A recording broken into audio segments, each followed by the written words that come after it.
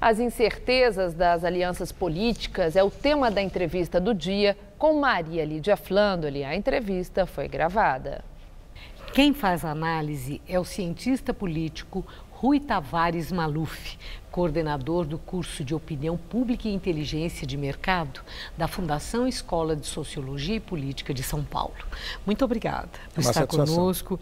Bom, a Articulação por Alianças está aí mobilizando líderes políticos dos vários partidos, tudo de olho e mais tempo, né, na TV para a conquista dos votos do eleitor. Agora, a dificuldade da formatação dessas alianças, ela esbarra na questão da afinidade entre candidatos e partidos ou na arte complexa do velho e tradicional toma lá da cá? Eu acho que as duas coisas, Maria Lídia, mas também pela dificuldade que a maior parte das candidaturas tem tido para deslanchar. Isso é um fator que também é dificultador da formação dessas alianças. E há um outro elemento que não pode ser desconsiderado, que é a composição das alianças no nível nacional com as eleições estaduais. Elas acabam ficando muito amarradas umas às outras. E isso torna, num momento como esse, de tanta incerteza, de uma crítica exacerbada da sociedade em relação aos nossos representantes, isso é um problema a mais para o fechamento dessas alianças. Bom, houve toda uma movimentação daqueles chamados partidos de centro-direita, liderados ali pelo DEM, lá em Brasília, Rodrigo Maia e tal. E o curioso é que, nessa semana, o PP, que estava tão cobiçado, resolveu apoiar a candidatura de João Dória em São Paulo, candidato do PSDB. Da mesma forma que o PRB fez isso e apoiou também João Dória em São Paulo. Sobre apoio à candidatura de Geraldo Alckmin, nenhum pio. Aí eu quero saber, primeiro, se já esfarelou e acabou aquela possibilidade de uma frente de centro-direita em torno de um único candidato que os represente.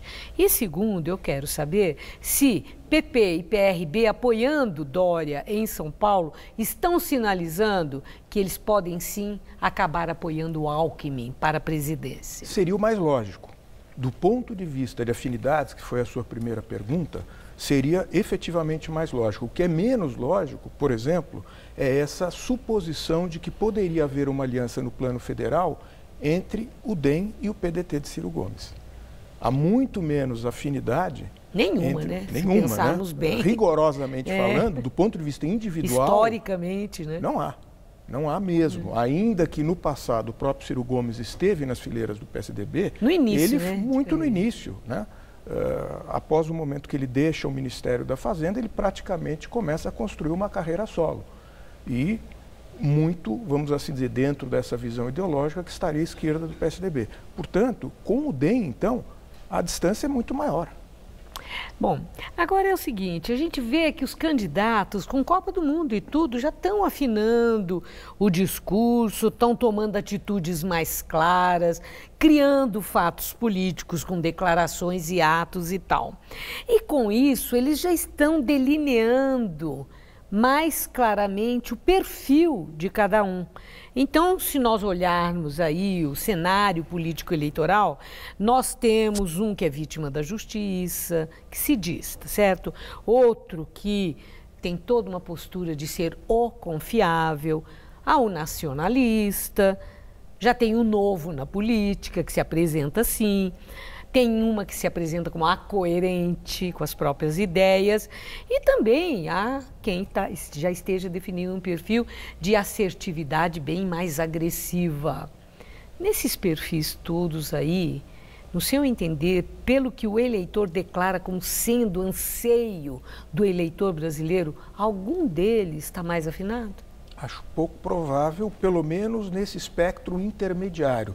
Claro que nas extremidades, se nós colocarmos Jair Bolsonaro como uma delas e, eventualmente, na ausência de Lula e de um candidato visualizável do PT, o Ciro Gomes, nós poderíamos dizer que, por uma parcela, ainda que na soma das intenções de votos, não se chegue nem à metade do eleitorado brasileiro, essas duas que eu acabei de mencionar, seria, vamos dizer... Quer dizer, no caso, seria Lula e Bolsonaro? Você está se referindo a eles? Primeiramente, sim, mas como não há probabilidade de Lula rigorosamente ser candidato, ainda que se inscreva o nome dele, aí já eu substituiria provisoriamente pelo nome de Ciro Gomes, tentando ocupar esse espaço. Então, a impressão que nos dá é que uma parte desse eleitorado, de uma certa maneira que votaria no PT, se inclinaria eventualmente para aquilo que estaria mais próximo, haveria aí uma certa lógica que seria essa daí.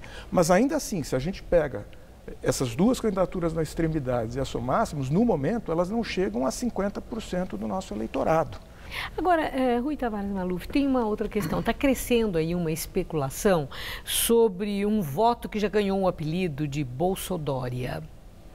Qual seja, seriam os eleitores que já declararam que votam em Dória para a presidência da República, eles não dizem que votam em Alckmin, mas sim em Bolsonaro. Aí já há também especulação que poderia estar sendo repetido um fenômeno que já aconteceu em 2006, quando em Minas Gerais houve o Lulécio.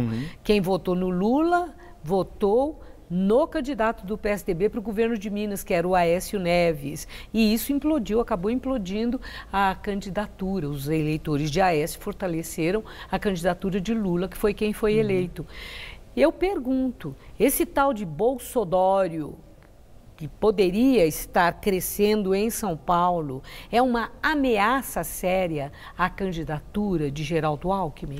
De certa maneira, sim, Maria Lídia, devido à fragilidade dos partidos políticos. E o PSDB não está fora dessa fragilidade, né?